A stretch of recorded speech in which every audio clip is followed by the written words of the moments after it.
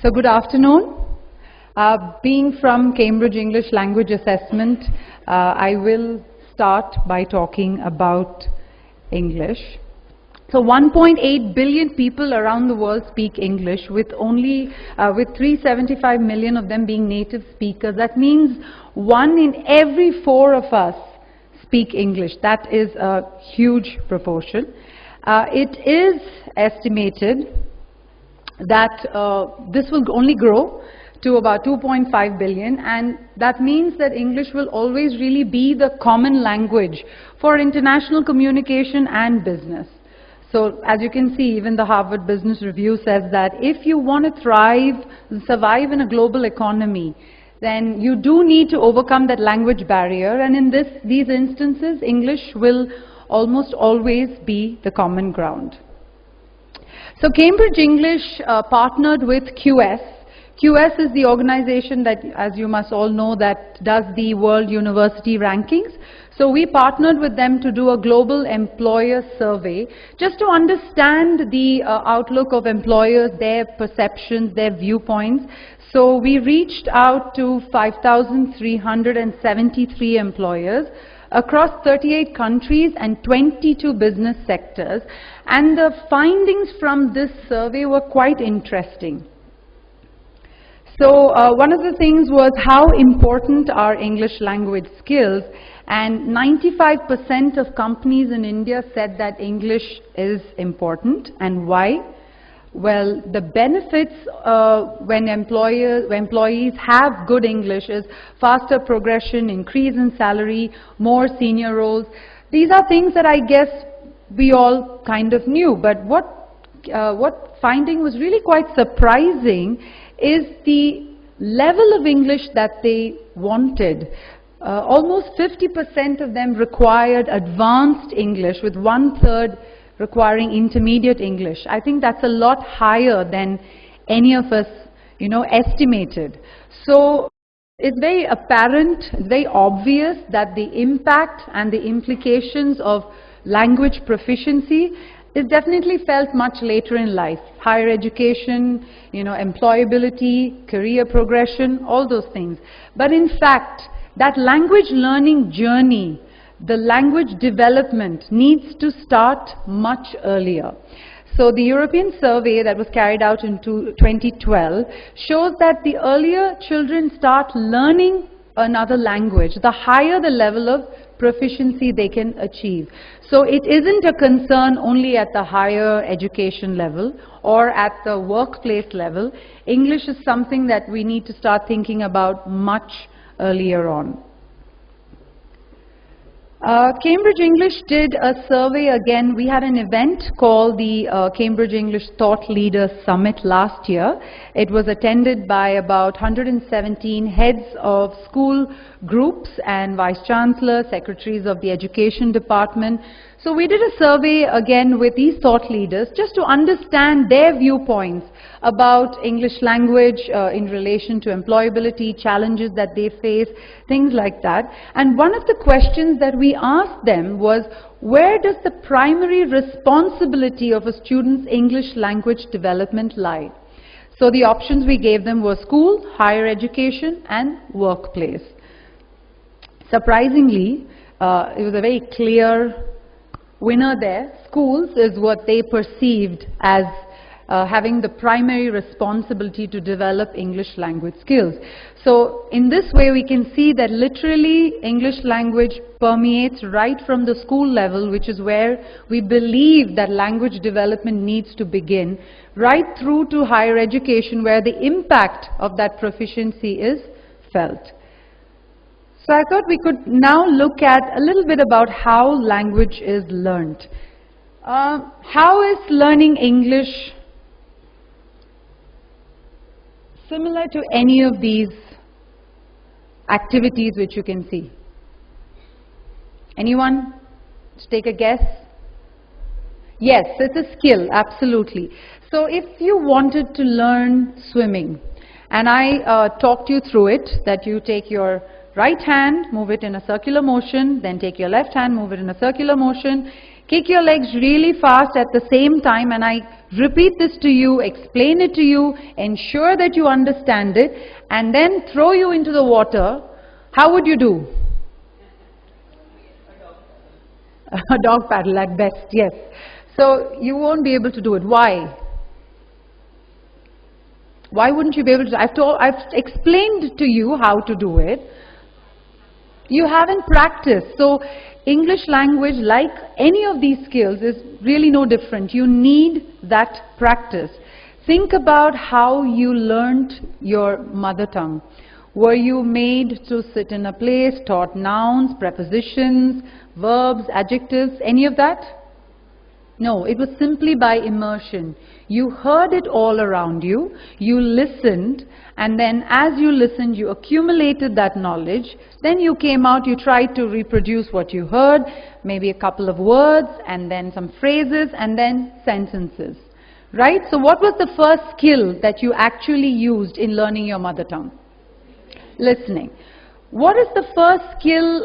So ideally, you should be listening, and then you listen, and then you speak whatever you hear. So that's the natural progression in terms of your skills. Then you start reading, and then that goes on to writing. Now think about how you learned English. What was the first exposure that you had to English? Yeah, didn't we all have those picture books, A for apple, B for ball, and so on and so forth. So what's the first skill that we learned? Reading. So literally, we've been learning English in reverse gear. We've been starting with a more difficult skill of reading and even more difficult skill of writing, and that's why perhaps language proficiency is not as good as it should be. So far we've kind of established that English language skills are definitely vital for education and career success. English language acquisition is much more effective if the earlier that you begin. The key condition to learning any language, including English language, is using the language. And the natural acquisition is receptive skills followed by productive skills. What are your receptive skills? Listening, reading, and your productive skills? Yes, speaking and writing. Immersion plays a vital role in language learning. And finally, the classroom is a very important space to acquire and practice language. Why is that, do you think? Sorry? Yeah, it may be the only place that many learners get to actually engage with the English language. They may not have that opportunity at home with their family. They may not have that opportunity with their peer groups. So the classroom is one space that they can actually practice and acquire the language. So keeping these factors in mind, and also the fact that many a time standardized English language development programs aren't always successful, that's when CLIL seems like a really good and effective option.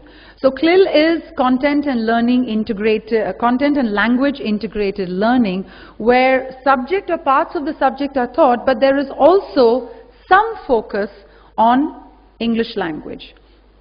So in this case, the subject teacher would teach the subject content, but would also focus on the grammar and the communication skills needed to engage with that particular subject. So if you have a history teacher, to put it a very basic example, would be a history teacher taking a lesson incorporating perhaps past tense. So it's very relevant to the history lesson and allows the learner to really understand whatever they are being taught.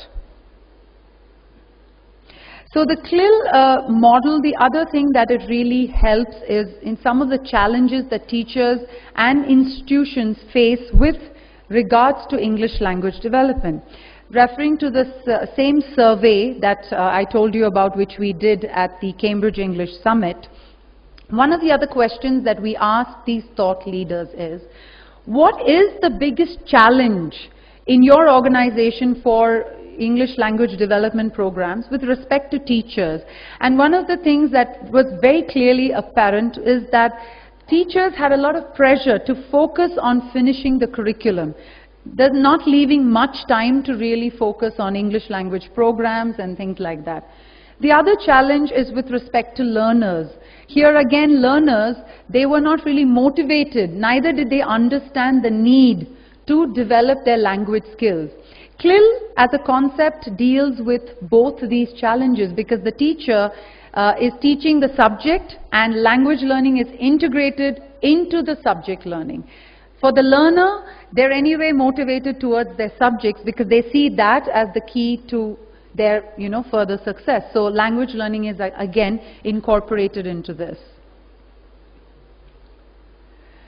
What is the benefit of CLIL on language learning? The first and the most important one is immersion, because the learner is literally immersed in the language. They get to hear the language. They have the opportunity to communicate with the teacher in the target language, in this case English. They have the opportunity to use all the 4 skills. There's a much wider time frame. So as opposed to having 4 hours a week language classes, English language classes, you have the entire week, all the subjects become like a vehicle for language learning. So the time frame available is much longer.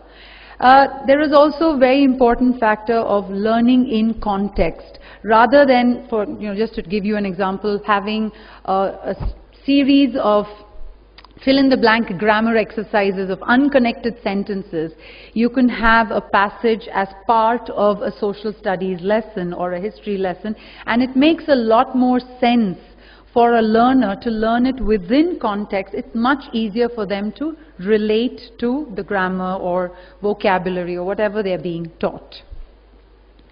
The impact of CLIL on language learning is, yes, humongous, but the impact on language, on learning of any other subject, is also equally important.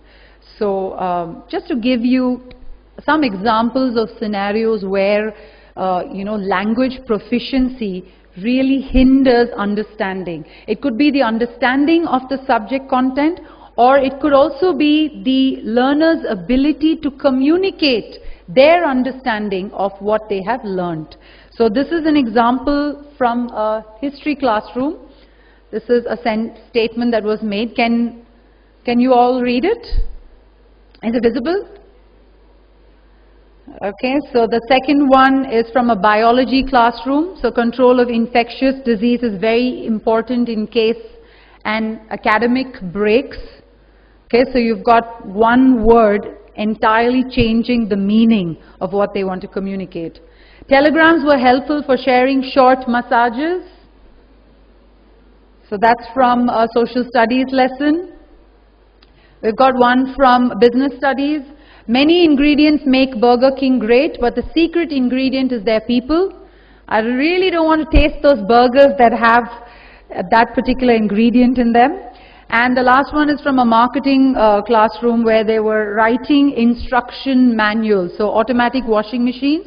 Please remove all your clothes when the light goes out. So with that, I leave you to think about the impact of English on learning and communication of all kinds. Thank you.